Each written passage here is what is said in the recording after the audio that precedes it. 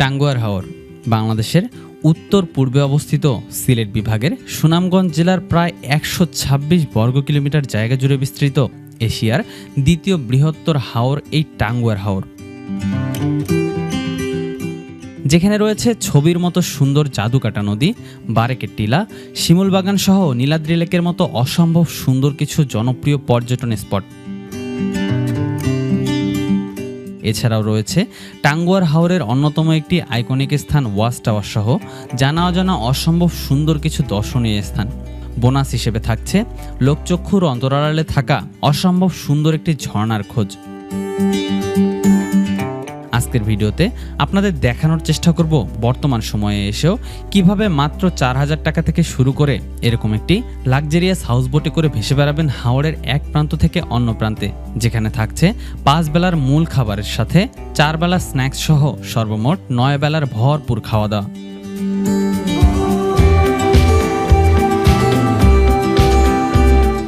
তাহলে আর দেরি কেন, ধৈর্য সহকারে সম্পূর্ণ ভিডিওটি দেখার আমন্ত্রণ জানিয়ে শুরু করছি আমাদের আজকের ভ্রমণ গল্প নৈসর্গিক সৌন্দর্যের লীলাভূমি এই টাঙ্গুয়ার হাওরকে নিয়ে।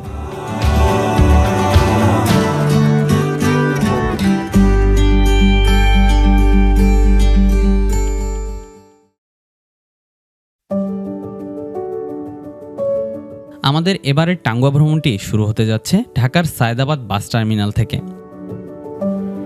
এই যাত্রায় আমরা যাচ্ছি রাত ৯টা ১৫ মিনিটের শ্যামলী পরিবহনের একটি নন এসি বাসে করে। ঢাকা থেকে সিলেটের সুনামগঞ্জ পর্যন্ত নন এসি বাসের ভাড়া পড়েছিল জনপ্রতি ৮৫০ টাকা করে। জেনে রাখা ভালো, ঢাকা থেকে সুনামগঞ্জের দূরত্ব প্রায় ২৯০ কিলোমিটার। এই পথে যানজটের পরিমাণ খুব বেশি থাকায় বাসযোগে এই পথটুকু যেতে সময় লাগবে প্রায় ১০ থেকে ১২ ঘন্টার আশপাশে। তাই চেষ্টা করবেন যত তাড়াতাড়ি সম্ভব ঢাকা থেকে সুনামগঞ্জের উদ্দেশ্যে রওনা হয়ে যাওয়ার।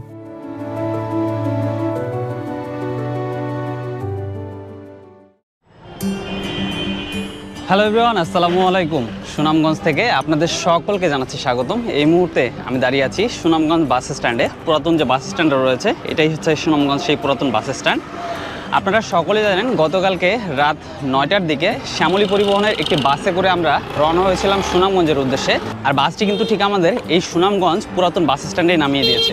তো আপনাদের হাউসবোট যেখানে থাকবে সেই হিসেবে আপনারা নতুন বাস স্ট্যান্ড অথবা পুরাতন বাস স্ট্যান্ড এভাবে আসলে নেমে যেতে পারেন। সেটা আগে থেকেই বাসের সুপারভাইজারকে বলে দিলেই হয়ে যাবে। তো যাই হোক, চলুন, আমাদের হাউসবোটটি নোঙর করা রয়েছে সাহেববাড়ি ঘাটে। তাই আমরা এখন এখান থেকে একটি রিক্সা রিজার্ভ করে চলে যাব সাহেববাড়ি ঘাটের উদ্দেশ্যে।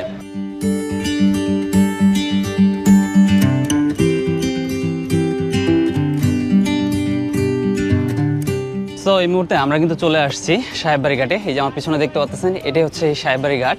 আর এখানে অসংখ্য নৌকা কিন্তু নোঙর করা থাকে। তো আমাদের নৌকাটাই নোঙর করা রয়েছে। এই যে সামনে দেখতে পাচ্ছেন এটা হচ্ছে বিলাসী। তো যাই হোক, নৌকাটা পাশেই ভিড়লে আমরা আসলে এখন উঠবো নৌকাতে। আমরা কিন্তু আমাদের হাউস বোটে উঠে পড়েছি, বিলাসী দা লাক্সারিয়াস ক্রুজ। এই যে আমার পাশে দেখতে পাচ্ছেন সাহেববাড়ি ঘাট। আমরা এখান থেকে মূলত আমাদের হাউস বোটে উঠে পড়লাম। তো যাই হোক, চলুন এখন চেক ইন করবো হাউস বোটে, আমাদের রুমে যাই। দেন আমরা পুরো হাউস বোটটা আস্তে আস্তে ঘুরে দেখবো এবং এই যাত্রাপথটা উপভোগ করবো।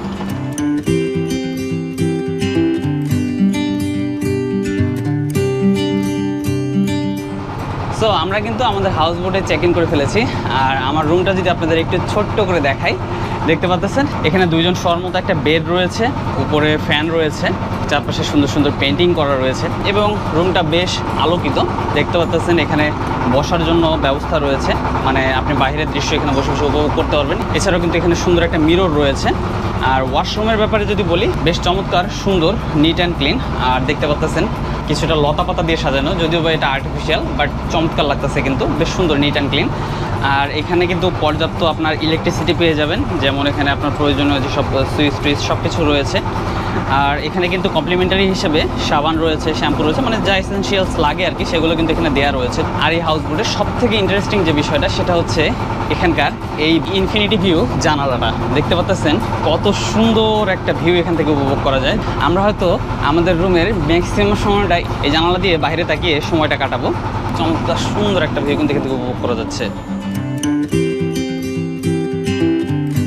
এছাড়াও এই হাউসবোটটিতে রয়েছে মাত্র ৪,০০০ টাকা থেকে শুরু করে ৮,৫০০ টাকা পর্যন্ত বিভিন্ন ক্যাটাগরির প্রিমিয়াম রুম।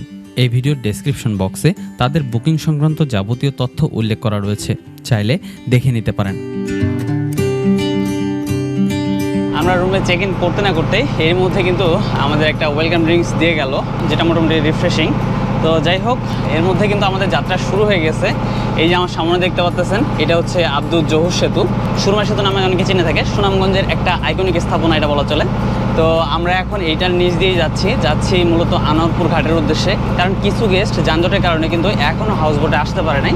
তো যাই হোক, চলুন এই ওয়েলকাম ড্রিঙ্কস উপভোগ করতে করতে এখন আমরা চলে যাই এই সুরমা নদী ধরে আনোয়ারপুর ঘাটের উদ্দেশ্যে।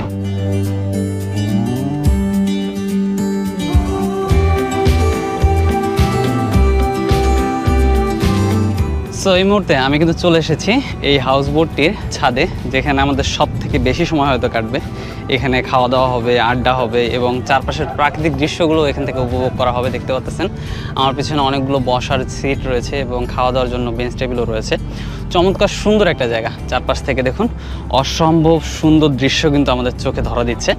তো যাই হোক, চলুন এখন আমরা এই ছাদেই আমাদের সকালের নাস্তাটা করব। সকালের নাস্তা অলরেডি দিয়ে দেওয়া হয়েছে, তো আমরা সকালের নাস্তাটা নিয়ে আমাদের নাস্তা শুরু করে দিই আর চারপাশের প্রাকৃতিক সৌন্দর্য উপভোগ করতে থাকি। এরই মধ্যে কিন্তু আমাদের সকালের মিল দিয়ে দেওয়া হয়েছে। দেখতে পাচ্ছেন সকালের মিলে রয়েছে এখানে আখনি, যেটা সিলেট সুনামগঞ্জের জন্য খুবই বিখ্যাত একটা খাবার বা ট্রেডিশনাল একটা খাবার, সকালের নাস্তায় তারা খায়। এটা হচ্ছে আখনি, সাথে রয়েছে ডিমের একটা কারি এবং আচার এবং সালাদ এবং লেবু এসব। তো যাই হোক, চমৎকার এই সুন্দর মিলটা, চারপাশের এই অপরূপ সৌন্দর্য উপভোগ করতে করতে চলুন শেষ করি।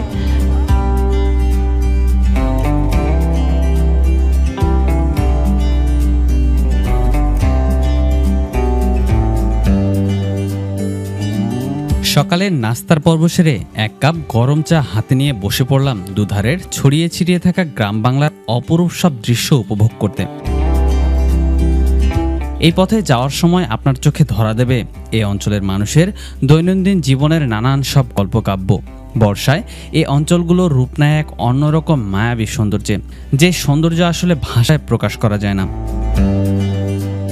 চারদিকের এই অপরূপ সৌন্দর্য দেখতে দেখতে আমাদের হাউসবোটটি ছুটে চলেছে আমাদের হাওর ভ্রমণের আজকের দিনের প্রথম গন্তব্য জাদুকাটা নদীর উদ্দেশ্যে। ওই দূরে দাঁড়িয়ে থাকা মেঘালয়ের পাহাড় আর স্বচ্ছ নীল জলের মধ্য দিয়ে হাউসবোটটি যখন তার আপন গতিতে ছুটে চলে, তখন এই জাদুকাটা যেন ধরা দেয় এক টুকরো স্বর্গ হয়ে। কি এক স্নিগ্ধ আর মায়াবী দৃশ্য! সত্যি কথা বলতে কল্পনার চেয়েও সুন্দর আমাদের এই মাতৃভূমি বাংলাদেশ।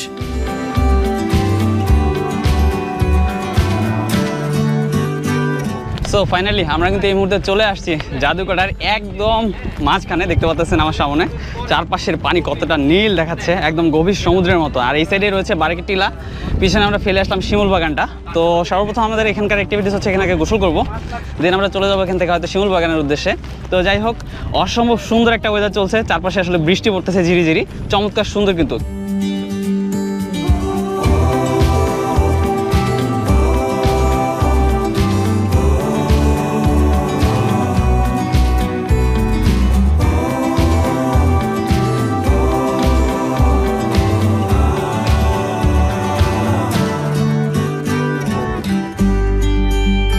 সাধারণত হাউসবোটগুলো এই জাদুকাটা নদীর তীর ঘেঁষেই নোঙর করে থাকে।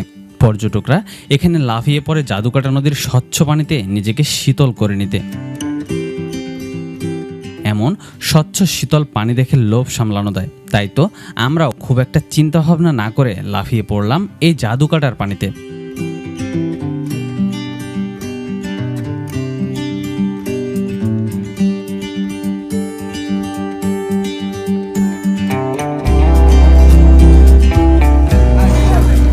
তো ফাইনালি আমরা কিন্তু সেই জাদুঘরের স্বচ্ছ জলে দেখতে পাচ্ছেন, কি এক প্রশান্তি। হ্যাঁ, আপনারা আসলে এখানকার মেঘালয়ের যে হিমশীতল পানিটা এটা পাবেন, চমৎকার সুন্দর একটা ফিলিংস।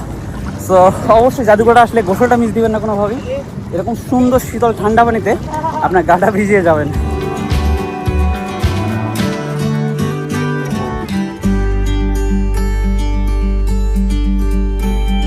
সো এই মুহূর্তে আমরা কিন্তু জাদুকাটা নদীতে গোসল শেষ করে রওনা হয়ে গেছি বারেকের টিলার উদ্দেশ্যে। এই যে আমার সামনে দেখতে পাচ্ছেন জাদুকাটা নদী, আমরা কিছুক্ষণ আগে মূলত ওখানে গোসল করেছি। আর এই সাইডে রয়েছে বারিকা টিলা। আমরা অলরেডি ঘাটে ভিড়েছি, এখান থেকে খুব কাছেই রয়েছে বারিকা টিলা। আমরা হয়তো বা এখানে লাঞ্চটা সারবো, লাঞ্চটা সারার পর এখান থেকে বারিকা টিলার উদ্দেশ্যে রওনা হবো।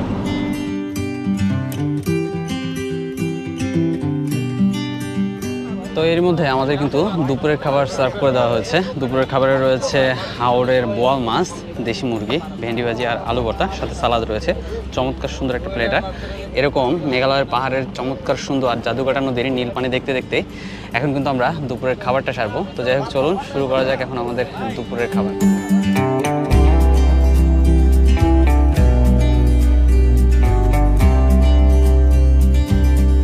তো দুপুরের খাওয়া দাওয়া শেষ করে এখন আমরা মূলত বারিকা টিলার উদ্দেশ্যে রওনা করেছি। আর বারিকা টিলা যাওয়ার জন্য আপনারা কিন্তু খুব বাইক পেয়ে যাবেন।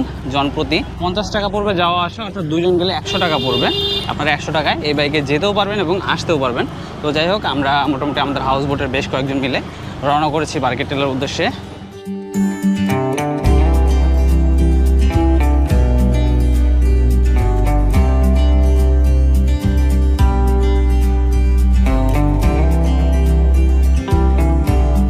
সো এই মুহূর্তে আমরা কিন্তু চলে আসছি বারিকা টিলা। এই টিলাটাকেই বলে হচ্ছে বারিকা টিলা। আগে মূলত ভিতরে যাওয়া যেত, বাট এখন যাওয়া যায় না, যেহেতু প্রতিবেশী দেশের সঙ্গে সম্পর্ক খুব একটা ভালো যাচ্ছে না। দ্যাটস আর কি সীমান্তরক্ষীরাও বেশ সজাগ রয়েছে। তো যাই হোক, এই বারিকা টিলায় আসলে মূলত সামনে যে জাদুকাটা নদী রয়েছে এবং মেঘালয় পাহাড় রয়েছে, এগুলো খুব সুন্দরভাবে দেখা যায়। একটু আগে আমরা যখন জাদুকাটা নদীতে ছিলাম তখন কিন্তু এই উপর থেকে যে সুন্দর দৃশ্যটা দেখা যায় এটা কিন্তু দেখতে পারতাম না। সেই দৃশ্যটাই মূলত এই বারিকা টিলার উপরে উঠলে আপনারা দেখতে পারবেন।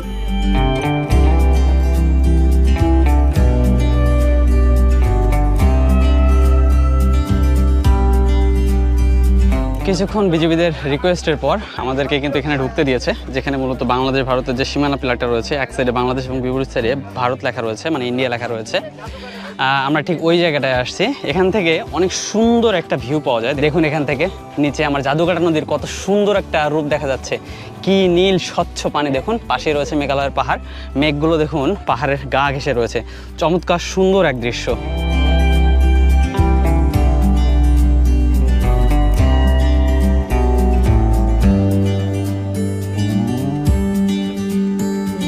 আর এখানে আসলে আপনারা কিন্তু এরকম ঘোড়াও পেয়ে যাবেন। চাইলে কিন্তু এসব ঘোড়ায় রাইড নিতে পারেন অথবা উঠে ছবি তুলতে পারেন।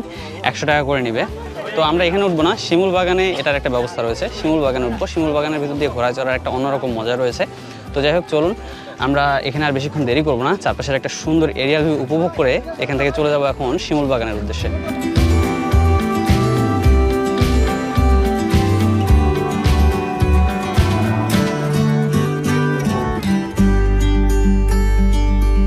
বারিকা টিলা থেকে জাদুকাটা নদীর অপরূপ সৌন্দর্য উপভোগ করে এখন কিন্তু আমরা রওনা হয়ে গিয়েছি শিমুল বাগানের উদ্দেশ্যে।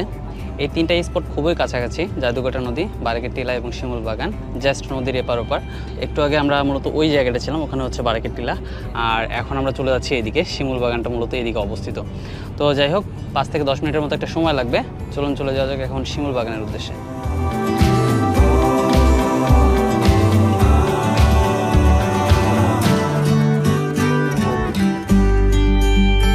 তো এই শিমুল বাগানে প্রবেশের জন্য আপনাদের মূলত এরকম 50 টাকা মূল্যের একটা করে টিকিট কাটতে হবে। এই টিকিটটা দিয়ে মূলত আমাদের এই শিমুল বাগানের ভিতরে ঢুকতে হবে। তো যাই হোক, চলুন এখন এদিক দিয়ে আমরা প্রবেশ করি শিমুল বাগানের ভিতরে।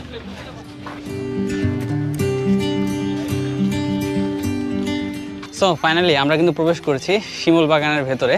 চমৎকার সুন্দর একটা জায়গা, দেখুন চারপাশে দেখুন কত সুন্দর লাগতেছে, একদম সবুজ হয়ে রয়েছে। আর গাছগুলো এত সুন্দর করে সাজিয়ে লাগিয়েছে না, সত্যি এই জায়গাটায় দেখলে আপনি মুগ্ধ হয়ে যাবেন। চমৎকার সুন্দর একটা জায়গা।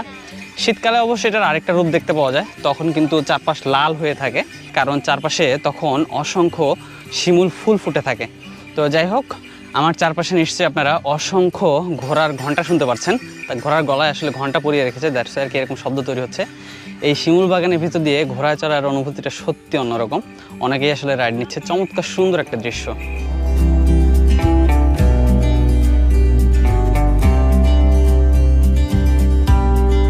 মামা, ঘোড়া কত করে? 100 টাকা করে। 100 টাকা কি মানে কতটুকু ঘোরাবেন? ওই যে এই দিকটা ঘোরায় দেয়া। পুরা শিমুল বাগান ওই দিক দিয়ে ওই দিক দিয়ে? পুরোটা না মামা, ওই যে। তো যাই হোক, চলুন এই ঘোড়ার রাইডটা নেই। আসলেই খুব মজা হয়, এর আগের বার আমি একবার উঠেছিলাম, চমৎকার। তো যাই হোক, চলুন। তো যাই হোক, উঠে পড়েছি ঘোড়ার পিঠে। চমৎকার একটা ফিলিংস। আসলে শিমুল বাগানের শিমুল গাছের ভিতর দিয়ে ঘোড়ায় রাইডটা নিতে সত্যি দারুণ লাগে। একটা নির্মল পরিবেশ, তার ভিতর দিয়ে এরকম ঘোড়ায় চড়ার মজাটাই আলাদা। তো আপনারা এই টাঙ্গুয়ার হাওরে আসলে বা এই শিমুল বাগানে আসলে অবশ্যই কিন্তু এই ঘোড়ার রাইডটা দিবেন।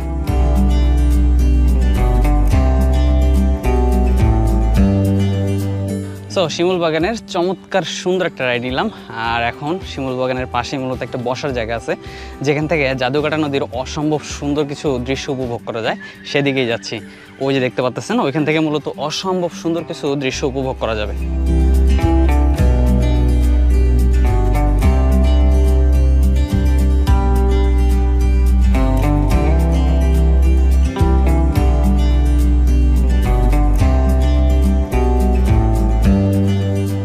শিমুল বাগানের পাড়ে বসে জাদুকাটা নদীর অপরূপ সব দৃশ্য উপভোগ করতে করতে কখন যে বিকেল ঘনিয়ে সন্ধ্যা নেমে আসবে তা আপনি বুঝতেই পারবেন না। সত্যি সৌন্দর্যের কাছে সময় যেন এখানে ঘোড়ার গতিতে ছুটে চলে।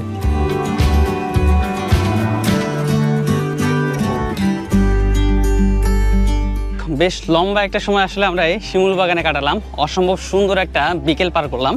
এখন আমরা এখান থেকে বেরিয়ে যাব। এখান থেকে বেরিয়ে চলে যাব আমাদের হাউস বোট নিয়ে সোজা নীলাদ্রি লেক অথবা টেকের ঘাটে। সেখানে মূলত আজকে আমাদের নাইট স্টেটা হবে এবং কালকে সকালে বাকি অ্যাক্টিভিটিসগুলো হবে। তো যাই হোক, চলুন এখন কথা না বাড়িয়ে সোজাসুজি চলে যাই আমাদের হাউস বোটে।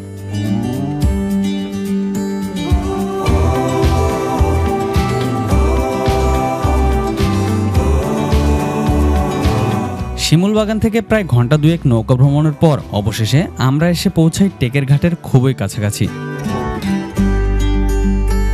এখানে এলে আপনাদের চোখে ধরা দেবে সারিবদ্ধভাবে দাঁড়িয়ে থাকা হাওরের উপর দাপিয়ে বেড়ানো অসংখ্য হাউস বোট, যার উপরে পর্যটকরা মেতেছে চমৎকার সব গান আর আড্ডায়।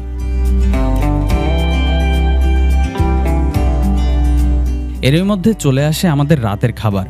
রাতের খাবারে ছিল হাওরের অন্যতম একটি আইকনিক খাবার হাঁস ভুনা। তৃপ্তির খাবার আর জম্পেশ আড্ডা সেরে আগামীকাল খুব সকাল সকাল ঘুম থেকে ওঠার বিষয়টি মাথায় রেখেই রাত খুব একটা গভীর না করে আমরা দ্রুতই ঘুমিয়ে পড়ি।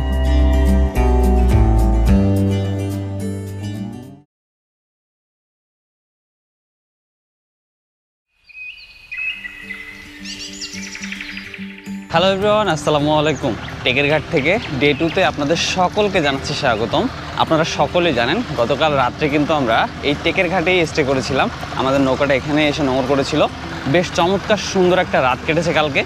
এখন সকাল সকাল উঠে পড়েছি, কারণ এই টেকের ঘাটের আশপাশেই 2-3টি স্পট রয়েছে যেগুলো আমরা ঘুরে দেখব। এর মধ্যে উল্লেখযোগ্য হচ্ছে নীলাদ্রি লেক, লাকমাছড়া, এছাড়াও বেশ কিছু স্পট রয়েছে। তো যাই হোক, চলুন আর দেরি না করে এক্সপ্লোর করা যাক এই টেকের ঘাটের চারপাশের সুন্দর সুন্দর সব দর্শনীয় স্থানগুলো।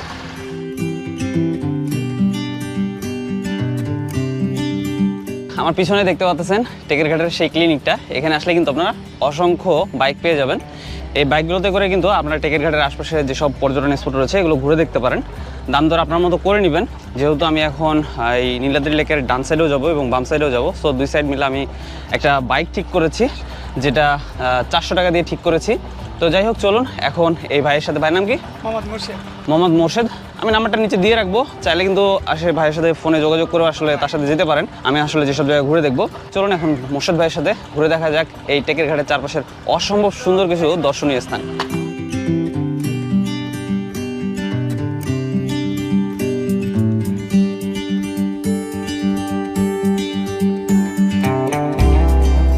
তো এরই মধ্যে আমরা কিন্তু চলে আসছি আমাদের আজকের দিনের প্রথম গন্তব্য লাকমাছড়ায়। এই যে আমার সামনে দেখতে পাচ্ছেন, এটাই হচ্ছে লাকমাছড়া। অসম্ভব সুন্দর একটা জায়গা। এখন অবশ্য লাকমাছড়ায় আসলে খুব একটা পানি নেই, বৃষ্টি এখনও কম। বর্ষাকাল শুরু হবে কয়েকদিনের ভিতরেই, তখন কিন্তু এই লাকমাছড়ায় অনেক পরিমাণে পানি দেখা যাবে।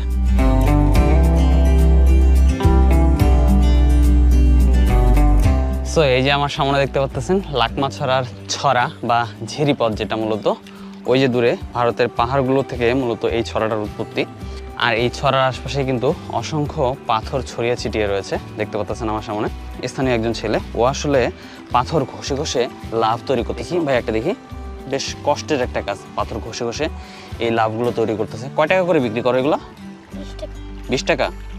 এই পাথরগুলো সে বা এই লাভগুলো সে 20 টাকা করে বিক্রি করবে। বেশ চমৎকার একটা জিনিস, তবে পরিশ্রমেরও একটা জিনিস। দেখুন এই অল্প বয়সে ও কিন্তু কিছুটা হলেও অর্থের যোগান দিতে আজকে এই কাজটা করতেছে, বেশ চমৎকার। আর দূরে দেখতে পাচ্ছেন অসংখ্য বাঙালি রয়েছে যারা আসলে পাথর সংগ্রহ করতেছে এই ছড়া থেকে। এই পাথরগুলো তারা বিক্রি করে তাদের জীবিকা নির্বাহ করবে। তো যাই হোক, অসম্ভব সুন্দর একটা জায়গা, চারপাশে মেঘালয়ের পাহাড় রয়েছে আর মাঝখান দিয়ে মূলত ছড়াটার উৎপত্তি। চমৎকার কিন্তু।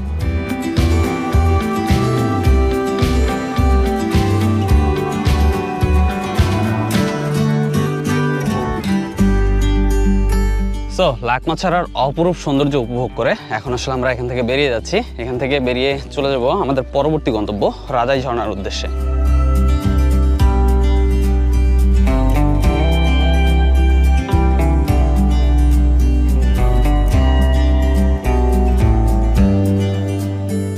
এই মুহূর্তে কিন্তু আমরা রাজাই ঝর্ণার খুব কাছাকাছি চলে আসছি। আর এই জায়গাটা মূলত মোটামুটি জিরো লাইন বলা চলে। এই যে দেখতে পাচ্ছেন এদিকে, এখানে একটা কফি হাউসের মতো রয়েছে ছোট্ট। এটা এখানকারই এক আদিবাসী ভাই তৈরি করেছে, কারণ এই জায়গার মধ্যে চারপাশে যে ঘরবাড়িগুলো আমরা দেখতে পাচ্ছি সবই হচ্ছে আদিবাসীদের। আর আমার সামনে যে ছোট্ট ব্রিজটা দেখতে পাচ্ছেন, এই ব্রিজটা দিয়ে কিন্তু এই কফি হাউসটার ভিতরে ঢুকতে হয়। চমৎকার সুন্দর একটা ব্রিজ। এই যে নিচ দিয়ে যে ঝিরিটা দেখতে পাচ্ছেন, এই ঝিরির পানিগুলো কিন্তু আসছে সেই রাজাই ঝর্ণা থেকে।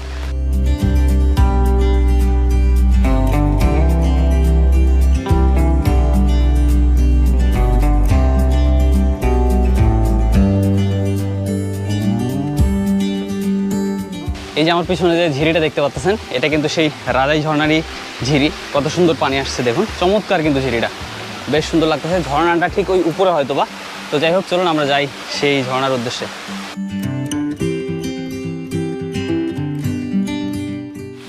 সো ফাইনালি আমরা কিন্তু চলে আসছি রাজাই ঝর্ণার সামনে। এই যে আমার পিছনে দেখতে পাচ্ছেন, এটাই হচ্ছে রাজাই ঝর্ণা। ঝর্ণাটা খুব বেশি বড় নয়, বাট চমৎকার সুন্দর কিন্তু। আসলে বান্দরবনের যে রাজা পাথর রয়েছে সাঙ্গু নদীতে, সেই রাজা পাথরের মতো অনেক বড় বড় দুইটা পাথর কিন্তু এখানে রয়েছে দেখতে পাচ্ছেন।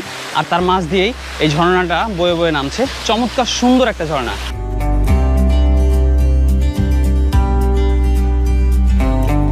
এই ঝর্ণাটা ধরে আমি যদি একটু উপরে উঠি, এই যে দেখতে পাচ্ছেন যে বড় পাথর দুইটা, আর এই পাথরের পাশে কিন্তু যে একটা ঝিরিপথ রয়েছে যেটা আসলে ইন্ডিয়া থেকে এসেছে।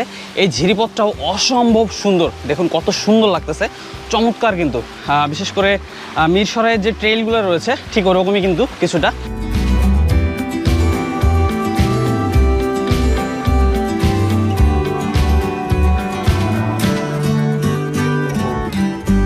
রাজাই ঝর্ণায় বেশ কিছুক্ষণ ঘোরাঘুরি করে এবারে আমাদের গন্তব্য টেকের ঘাটের অন্যতম সুন্দর ও প্রশান্তির একটি স্থান নীলাদ্রি লেকের উদ্দেশ্যে। সো এই মুহূর্তে আমরা কিন্তু চলে এসেছি নীলাদ্রি লেকে। এই যে আমার পিছনে দেখতে পাচ্ছেন যে লেকটা, এটাই হচ্ছে নীলাদ্রি লেক বা শহীদ সিরাজ লেক।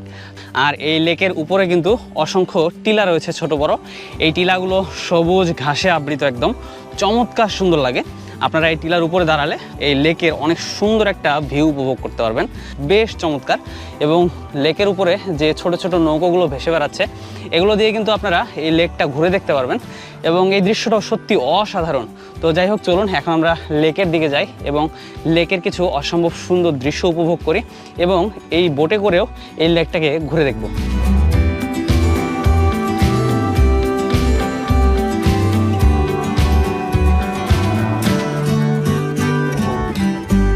সো আমি মূলত একটা বোটে উঠে পড়েছি।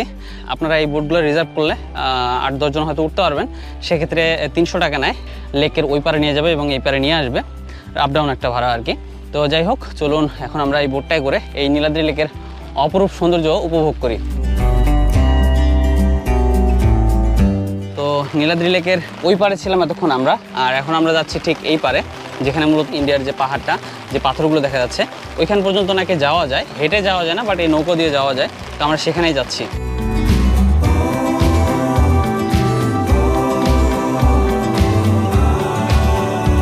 সো দেখতে পাচ্ছেন আমি কিন্তু নীলাদ্রি লেকের এপারে চলে এসেছি, যেখানে দেখেছেন কত বড় বড় পাথর কিন্তু এখানে দেখা যাচ্ছে। আমরা যদি এখানে একটু নামি, কি চমৎকার এক দৃশ্য দেখুন। এই পাথরগুলো দূর থেকে কিন্তু এত বড় মনে হয় না, বাট এখানে আসলে কিন্তু দেখুন বিশাল বড় বড় পাথর দেখা যায়। এই জায়গাটায় একটু বালি রয়েছে, লাল বালি, কিছুটা মালদ্বীপ ভাইব। দেখুন লাল বালি, পাশে নীল পানি, চমৎকার সুন্দর। এদিকে দেখুন কত বড় বড় পাথর রয়েছে, বেশ চমৎকার সুন্দর একটা ভিউ কিন্তু এই জায়গাটা। আপনারা নীলাদ্রি লেকে আসলে অবশ্যই নৌকা রাইডটা নিয়ে এই পারে চলে আসবেন, সেক্ষেত্রে কিন্তু এত সুন্দর একটা দৃশ্য উপভোগ করতে পারেন।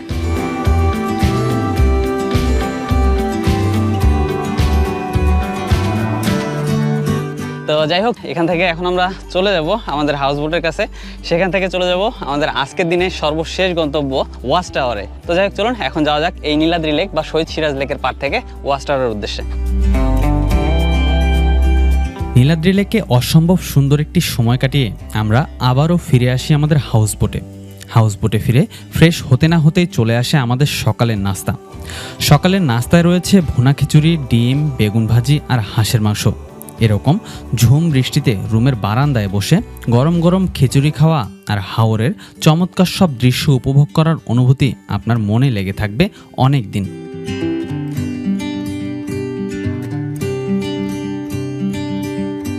টেকের ঘাট থেকে ওয়াচ টাওয়ার যাওয়ার এই পথের সৌন্দর্য সত্যি অসাধারণ। রুমের জানালা দিয়ে ছবির মতো সুন্দর এই দৃশ্য দেখে আপনার মনে হতেই পারে এ যেন চোখের সামনে এক জীবন্ত টেলিভিশন।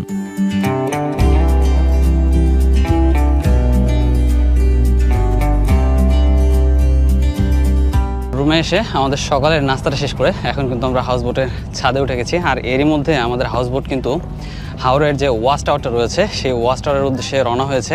আমার দুধার ধরে দেখতে পাচ্ছেন অসংখ্য করস গাছ রয়েছে এবং গুচ্ছ আকারে ছড়িয়ে ছিটিয়ে থাকা অসংখ্য বাড়ি রয়েছে, আর তার মাঝ দিয়ে মূলত আমাদের হাউস বোটটা ছুটে চলেছে সেই ওয়াচ টাওয়ারের উদ্দেশ্যে। দূরেই কিন্তু দেখতে পাচ্ছেন মেঘালয়ের যে পাহাড়গুলো সেগুলো কিন্তু দেখা যাচ্ছে কত স্পষ্টভাবে। আর এই পাহাড়গুলোতে দেখবেন যে মেঘ কিন্তু ছড়িয়ে ছিটিয়ে রয়েছে, অসম্ভব সুন্দর লাগছে। এই শুভ্র মেঘগুলো সাদা তুলোর মতো ভাসছে। তো যাই হোক, চলুন এই পথ ধরে এখন আমরা চলে যাই আমাদের ওয়াচ টাওয়ারের উদ্দেশ্যে।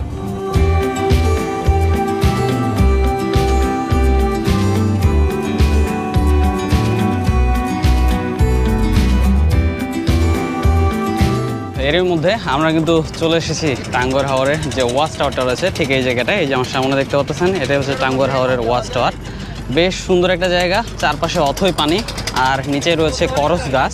আর এখানে কিন্তু ওয়াচ টাওয়ারটা অবস্থিত, যেখান থেকে কিন্তু চারপাশের অসম্ভব সুন্দর একটা দৃশ্য উপভোগ করা যায়।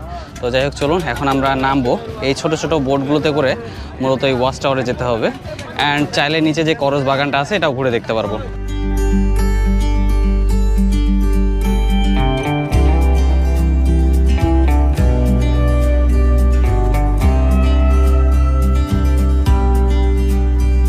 ফাইনালি আমরা কিন্তু এখন চলে আসছি যে ওয়াচ টাওয়ারটা রয়েছে টাঙ্গুয়ার হাওরের ঠিক ওয়াচ টাওয়ারটার কাছে। এই যে দেখতে পাচ্ছেন ওয়াচ টাওয়ারটা, আর এর পাশে কিন্তু রয়েছে বিশাল বড় এক করস গাছের বাগান। তো আমরা মূলত এখন সেখানে রয়েছি। আর এই করস গাছের ভিতরে আসলে অসংখ্য নৌকা ঘোরাঘুরি করতেছে। আপনারা চাইলে কিন্তু এখানে নেমে গোসল করতে পারেন, অনেকে আসলে নামছে। এবং পাশে ছোট কিছু নৌকা পেয়ে যাবেন, যেগুলোতে আসলে বিভিন্ন ধরনের খাবারও পাওয়া যায়, চা পাওয়া যায়, মানে বলা চলে এক ধরনের ভাসমান রেস্টুরেন্ট। বেশ সুন্দর আসলে সিলেটের যে রাতারগুলো রয়েছে ঠিক ওরকমই কিছুটা ফিল পাবেন এখানে আসলে। বেশ চমৎকার সুন্দর একটা জায়গা।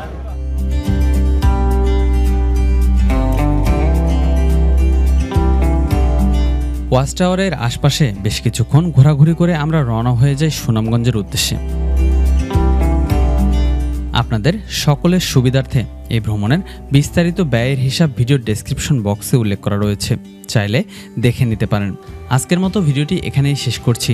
টাঙ্গুয়ার হাওর ভ্রমণ সংক্রান্ত আপনার যে কোনো মতামত জানাতে পারেন এই ভিডিওর কমেন্ট বক্সে। দেখা হচ্ছে নতুন কোনো ভিডিওতে। ততক্ষণ পর্যন্ত সবাই ভালো থাকবেন, সুস্থ থাকবেন। আর ভিডিওটি ভালো লেগে থাকলে সাবস্ক্রাইব মাস্ট।